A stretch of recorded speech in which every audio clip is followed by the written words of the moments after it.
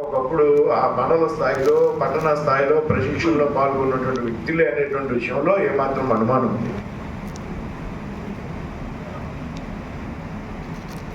ఇవాళ ఇక్కడ వేదిక మీద ఉన్నటువంటి కార్యకర్తలు ఎవరో రాబోయే రోజులు శాసనసభ్యుడు అయ్యేటువంటి అవకాశం, పార్లమెంట్ సభ్యుడు అయ్యేటువంటి అవకాశం, ఒక మంత్రి అయ్యేటువంటి అవకాశం, ఎవరో ఒక పార్టీకి జిల్లా అధ్యక్షుడు అయ్యేటువంటి అవకాశం, రాష్ట్ర అధ్యక్షుడు అయ్యేటువంటి అవకాశం ఎక్కడైనా ఏదైనా పార్టీలో ఉన్నది అంటే ఈ దేశంలో ఒక భారతీయ జనతా పార్టీలో మాత్రమే సాధ్యమనే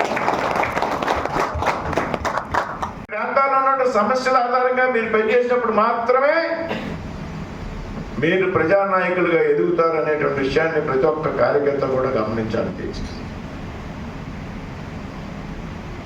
పార్టీ సమావేశాలకు రావడం లేదా ప్రశిక్షణకు రావడం ఇవన్నీ ఒక ఎత్తు అయితే ప్రజల్లోకి ఏ విధంగా వెళ్ళాలనేటువంటి కోణంలోకి మనంతా ఆలోచించాం. ఈ శక్తి కేంద్రంలో ఇక్కడ మనకి పట్టణ పదాధికారులు ఉన్నారు, అంటే వైస్ ప్రెసిడెంట్ సెక్రటరీలు, అక్కడ సచివాలయ సెక్రటరీలు కానీ వాళ్ళకి వెళ్ళి మనం కలవాలి. కలిస్తే మనం భారతీయ జనతా పార్టీ నాయకులు ఉన్నారు, వస్తున్నారు, పని మీద అడుగుతున్నారు అని చెప్తున్నారు. ఆయనకు మరి ధైర్యం ఇచ్చారు, నేను ఉన్నాను కదా అని చెప్పాను. అది వాస్తవం. ఇప్పుడు ఈ ఎంఆర్ఓ గారు కలిసినా, ఆర్డీఓ గారు కలిసినా, కమిషనర్ కలిసినా సరే వెంటనే రెస్పాండ్ అవుతున్నారు.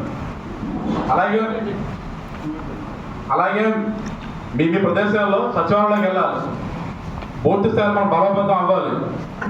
ఇప్పుడు చెప్పిన విషయాలు దాని గురించే మనకి ఇవన్నీ మనం రాబో రోజుల్లో తప్పకుండా చేయాలని చెప్పని తెలియజేసుకుంటూ ఇప్పుడు సమావేశం ఇంతలో ముగించుకొని ఇప్పుడు మన కాలాంశాల్లోకి వెళ్దాము. పదవిని దిగిపోయేటువంటి పరిస్థితి వచ్చింది.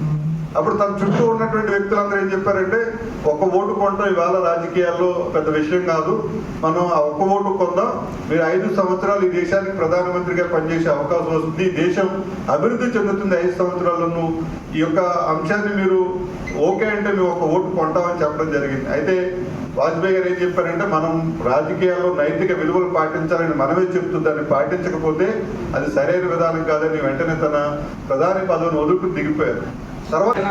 తూర్పు విభాగం మండల అధ్యక్షులు శివగారికి, అలాగే ఈ కళాంశానికి అధ్యక్షత వహించిన ఒకటి జాతీయ స్థాయిలో అయినా కతిమ 3 కూడా మన రాష్ట్ర అధ్యక్షులు పివిఎన్ మాధవ్ గారు ఏర్పాటు చేసిన కార్యక్రమాలు.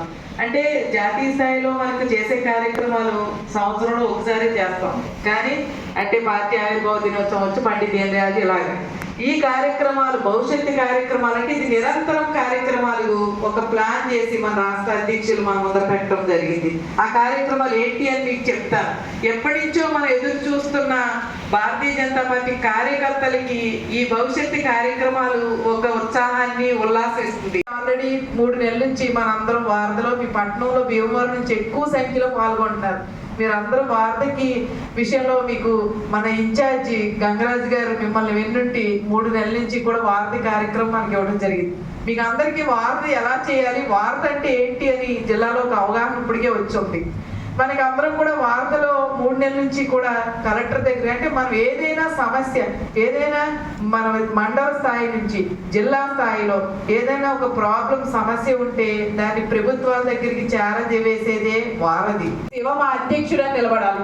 మీరు ఒకళ్ళకి 10 మంది నలుగురిని జాయిన్ చేసే దిశగా తన నిజంగా చెప్తున్నాను, జిల్లా అధ్యక్షురాలుగా నేను అవనివ్వండి, తాతాజీ గారు అవనివ్వండి, మాకు వీళ్ళంతా ఒక శ్రీనివాస్ వర్మ గారు అవనివ్వండి, పేర్లు నేను చెప్పుకుంటా పోతే చాలా మంది ఉంటారు.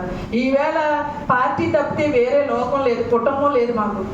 అలాంటి ఒక వ్యక్తిలో శివ కూడా వస్తాడు, కానీ తనకేంటంటే సరే సపోర్ట్ మీరు ఇస్తే శివ కూడా కష్టపడి పనిచేసి చక్కగా తన సమయాన్ని ఇస్తాడు, మీకు అందరికీ కూడా చేయూతగా ఉంటాడు. అలాగే 8 కాలాంశాలు మీరు అందరూ కూడా శ్రద్ధగా నేర్చుకోవాలి. ఇందులో మీరు అందరూ కూడా భయస్థులుగా ఉండొద్దు.